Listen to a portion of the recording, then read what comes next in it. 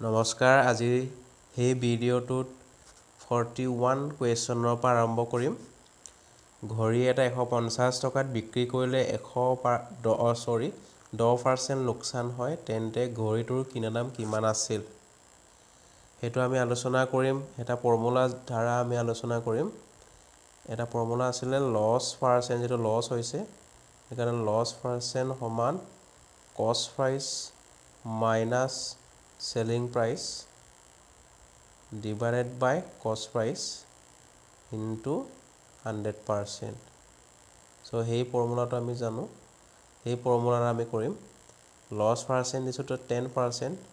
loss percent is to dia 10% aro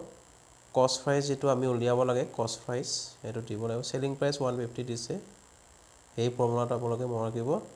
ta cost price to ami uliabo lage তারপর 100% আছে 100% আৰু যেহেতু দুইফালে percentage একে সিম্বল আছে পাৰ্সেন্টেজ উঠি যাব আৰু এটা শূন্য কাটি যাব সমান চিহ্ন যদি থাকে সমান এটো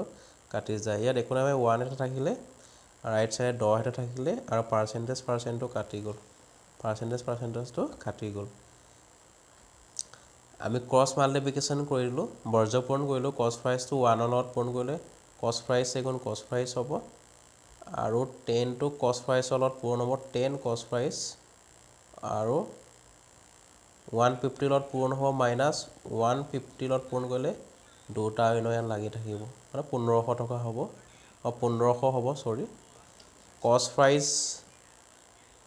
প্ৰাইস টো আমি কস প্ৰাইসৰ জায়গাত একেলগে আমি arrange কৰিম 10 cos price আমি লেফট সাইডত নিলে মাইনাস হ'ব 10 cos price হ'ব ইয়াত মাইনাস 1500 থাকিলে মাইনাস 1500 এতিয়া কি কৰিম বিয়োগ কৰিম মাইনাস 9 cos price পালো যেটো 10 ৰ আগত মাইনাস চিন আছে কাৰণে cos price ৰ ইয়াত প্ৰথম cos price ৰ আগত 1 এটা থাকে 10 ৰ পৰা 1 গলে 9 cos price 9 cos price minus হল minus 1500 যেহেতু একে সিম্বল আছে সমান চিহ্ন দুইফালে মাইনাস মাইনাস তো কাটি গল আমাক কস প্ৰাইস লাগে 9 তো আমি ৰাইট সাইড লৈ যাম 1500 তলত 9 তো ডিভাইডেড হৈ থাকিব হেতু হৰণ কৰিলে আমাৰ কিমান পাম 166.67 পাম মানে গৰিখনৰ কিনা দাম আছিল 166 টকা 67 পইচা সো ইয়াৰ শুদ্ধ উত্তৰটো হ'ব সি এতিয়া কোৱেশ্চন 42 0.25ক শতাংশত কৰিলে হ'ব হেতু আমি কি কৰিম 25 divided by 100 0.25ৰ সমতুল্য ভগ্নাংশ হ'ব 100 ভাগৰ 25 100 ৰে হৰণ কৰিলে আমি 0.25 পাম এতিয়া আমি কি কৰিম পাৰ্সেন্টেজলৈ নিব লাগে যেটো শতাংশত নিবলৈ হলে 100% দি পূৰণ কৰি দিলে হ'ল 100% দি পূৰণ কৰি দিলে 100 কাটি যাব তলে ওপৰে টকা 100 কাটি যাব আৰু 25% থাকি গল 25% আহি গল সো 0.25ক শতাংশত কৰিলে হ'ব 25% তো ইয়াৰ শুদ্ধ উত্তৰটো হ'ব সি টো হ'ব ইয়াৰ শুদ্ধ উত্তৰ এতিয়া 43 কোৱেশ্চনলৈ যাম প্ৰশ্ন 43 লৈ যাম প্ৰশ্ন 43 টো আমি আলোচনা কৰিম 4230 পইচাক টকাত প্ৰকাশ কৰিলে হ'ব যেহেতু টকালৈ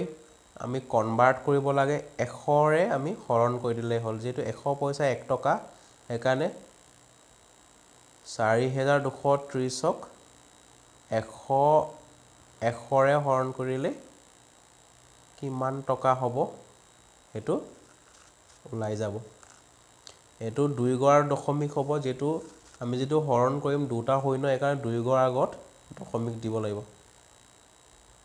100 যেটো তলত আছে হৰণ কৰিলে নিশ্চয় 2 গড়ৰ আগত দশমিক হ'ব সেইকাৰণে ইয়াৰ শুদ্ধ উত্তৰটো 42.30 টকা মানে 42 টকা 30 পইচা হ'ব টকাত প্ৰকাশ কৰিলে যেটো 2 গড়ৰ আগত দশমিক হ'ব সেইকাৰণে 42.30 টকা হ'ব এতিয়া 44 কোৱেশ্চন 6,8,4,3,4,7,4,9 সংখ্যা কেইটাৰ বহুলক হ'ল বহুলক বুলি ক'লে আমি জানো যোনটো সংখ্যা বেছি বাৰ আছে কোনটো সংখ্যা সেই আৰিত বেছি বাৰ আছে হেতু আমি চাবলৈ গলে 4 টো 3 বাৰ আছে সো 4 টো হ'ব বহুলক 4 টো বেছি সংখ্যক আছে সংখ্যা হাৰিত 4 টো বেছি বাৰ থকা কাৰণে 4 টোৱে হ'ব বহুলক 45 কোৱেশ্চনটো আমি আলোচনা কৰিম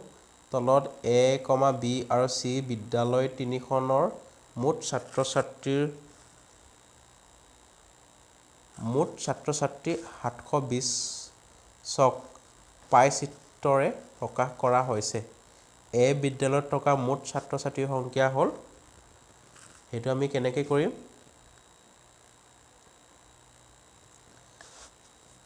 A বিদ্যালয়খনৰ যেটো 90% দিয়া আছে সেইকাৰণে আমি 90% divided by 360 কৰি যদি হৰণ কৰোঁ কাৰণ কেন্দ্ৰত যেটো 360 হয় সেইকাৰণে 360 ডিগ্ৰীৰে হৰণ কৰি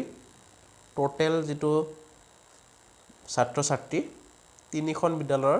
হেতু একেলগে এনেকৈ পূৰণ কৰি থৈ দিম 00 কাট হৈ যাব 9 ৰে 36 কাটিলে 9 4 জাৰ 36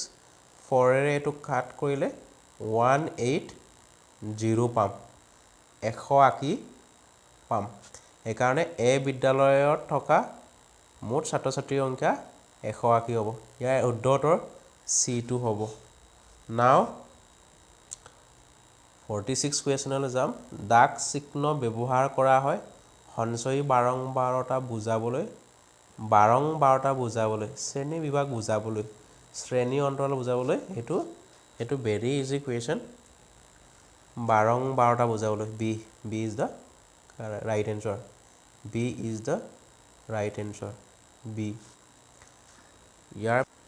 এতিয়া 47 কুৱেশ্চনলৈ যাওঁ 47 কুৱেশ্চনত কি দিয়া আছে 1ৰ পৰা 1000ৰ ভিতৰত থকা মুঠ পূৰ্ণ ঘন সংখ্যা কেইটা 1ৰ পৰা 1000ৰ ভিতৰত থকা মুঠ পূৰ্ণ ঘন সংখ্যা কেইটা 1ৰ পৰা কৈছে ভিতৰত যেটো কৈছে এইকাৰণে আমি এনেকৈ চাব পাৰিব 2 টো হ'ব এটা কাৰণ 2 3টা আমি পূৰণ কৰিব পাৰো 8 টো এটা হল পূৰ্ণ ঘন সংখ্যা আৰু 3টা আমি যদি পূৰণ কৰি দিও 27 হ'ব 4 3টা যদি পূৰণ কৰি দিম 4 64 পাম 5 3টা যদি পূৰণ কৰো 125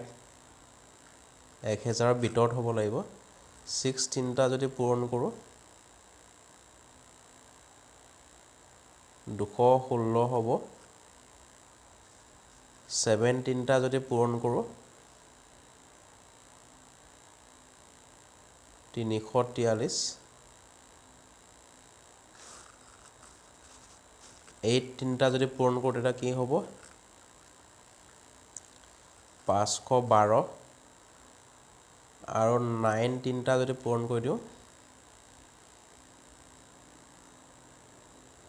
729 হ'ব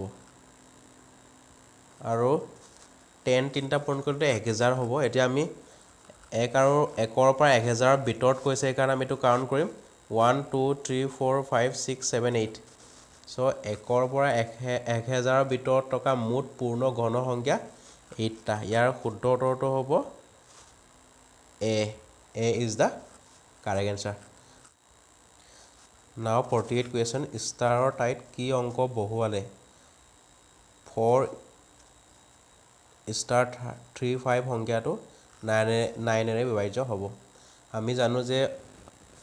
অংককেইটাৰ যোগফল যোগফলটো যেতিয়া 9 এৰে বিভাজ্য হয় তেতিয়াহ'লে মুঠ সংখ্যাটো 9 এৰে দিয়া থকা সংখ্যাটো 9 এৰে বিভাজ্য হ'ব। সেইকাৰণে ষ্টাৰ চিহ্নত আমি 4 দি চাওঁ।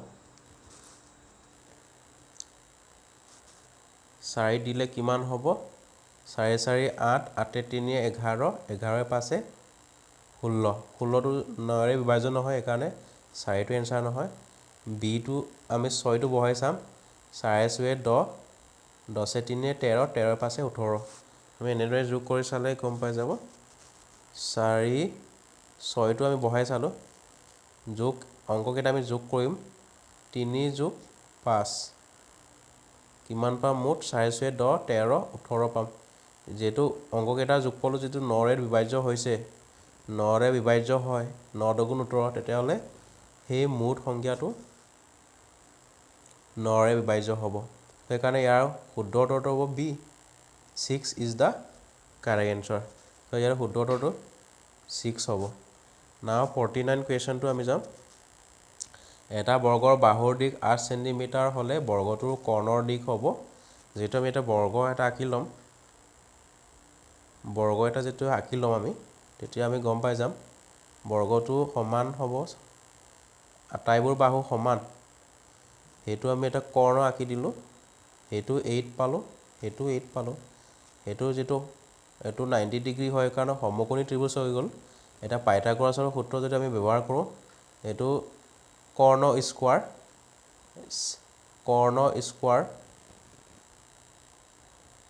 সমান ভূমি স্কয়াৰ প্লাস লম্ব স্কয়াৰ দুইটা একে সেইকাৰণে এটো 64 পাম এটো 64 পালো যোগ কৰিলে কিমান পাম 128 পাম। সো ইয়াক আমি কি কৰিব পাৰো এনেকে যেটো বৰ্গমূল ল'ব লাগিব কৰ্ণটো আমাক লাগে কৰ্ণ স্কয়াৰ 2 পালে বৰ্গমূল কৰ্ণ স্কয়াৰটো গুছে কৰ্ণ ওলাই আহিব 128 সো 128 আমি যদি ভাঙি দিও 64 into 2 পালো যেটো 64 into 2 নহয় জানো আমি এনেকে পূৰণ কৰি 2 4 গুণ 8 2 6 গুণ 12 কৰিব পাৰো 64 ৰ যেটো বৰ্গমূল 8 হ'ব 8 টো ওলাই আহিব আৰু 2 টো থাকি যাব। সো 8√2 হেতুই হ'ব কৰ্ণৰ দিশ। সো ইয়াৰ শুদ্ধ উত্তৰ বি হ'ব B is the right answer. ইয়াৰ পিছত নেক্সট